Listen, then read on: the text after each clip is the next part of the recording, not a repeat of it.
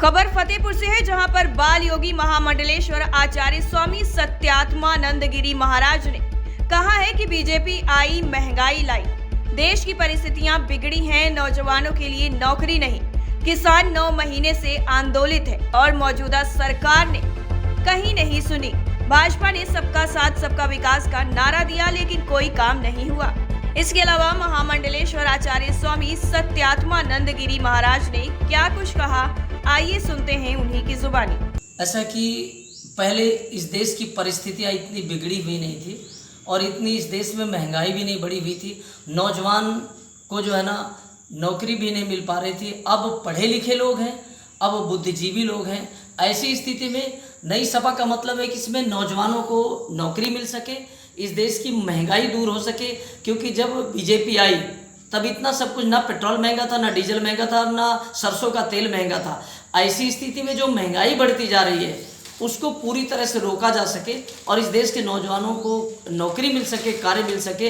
इस देश का जो किसान परेशान है, ये परेशानियां पहले नहीं थी किसानों की इतनी कि 9 महीने से किसान बैठा हुआ है, आंदोलन कर रहा है और उसके बाद भी इस देश के बैठे हुए सत्ता में लोग उसका ध्यान नहीं दे रहे।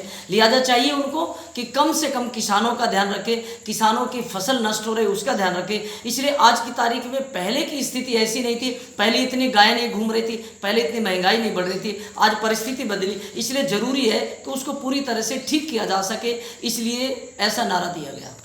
अखिलेश को लेकर क्या तैयारी है?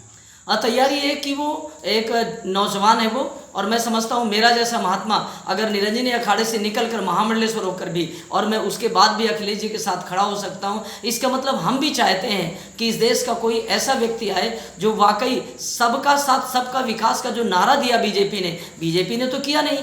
बीजेपी ने तो केवल नारा दिया, केवल बोलने का काम किया, करने का काम नहीं किया है। लेकिन हम साधु चाहते हैं, इस देश का पूरा नौजवान चाहता है, इस देश का विद्यार्थी, इस देश का पढ़ा लिखा या पढ़ने वाले बच्चे चाहते हैं कि पहले भी जब भी अखिलेश जी थे तो उन्होंने सबसे पहले एजुकेशन पर ध्यान दिया। तो मैं समझता हूँ दोबारा फिर अखिलेश जी आएँ और आकर के दोबारा फिर नौजवान बच्चों को जोड़ें और बच्चों के शिक्षा का पूरा ध्यान रखें। योगी जी कैसे संत हैं या राजनेता?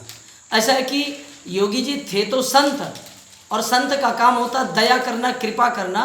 लेकिन संत वो पहले थे, राजनेता बाद में है। मैं भी सन्यासी हूँ, तो इसलिए धर्म पहले, राजनीति के पहले धर्म है, और धर्म विहीन राजनीति जो की जाती है वो वैश्या कहलाती है। मैं समझता हूँ कि योगी जी भी एक सन्यासी, एक संत हैं और वो भी एक पीठ के आचार्य हैं। ऐसी स्थिति में मैं समझता हूँ कि पहले उनको दायित्व तो संत वाला निभाना चाहिए, लेकिन संत वाला दायित्व तो न निभा करके राजनेता वो बने। राजनेता कोई भी बन सकता है, लेकिन धर्म नीति को छोड़ना नहीं, बस धर्म नीति पहले रहती है। मैं समझता हूँ कि इतने लोगों का जो काउंटर हुआ, उनको चाहिए था कि जो कानूनी कार्रवाई थी वो होने देना चाहिए था, बल्कि उनको मारने का काम नहीं करना चाहिए था, बल्कि उनको जीवन दान देना चाहिए था, जिससे वो सुधर करके, मैं समझता हूँ एक समाज में अच्छा मैसेज जाता कि कोई कितना भी क्रिमिनल है तो उसका मारना समाधान नहीं है, बल्कि उसको जीवन दे करके। तो योगी जी को चाहिए कि इस देश में, इस पूरे उत्तर प्रदेश में गायें हैं। टाइम 8 उत्तर प्रदेश के लिए फतेहपुर से ब्यूरो रिपोर्ट।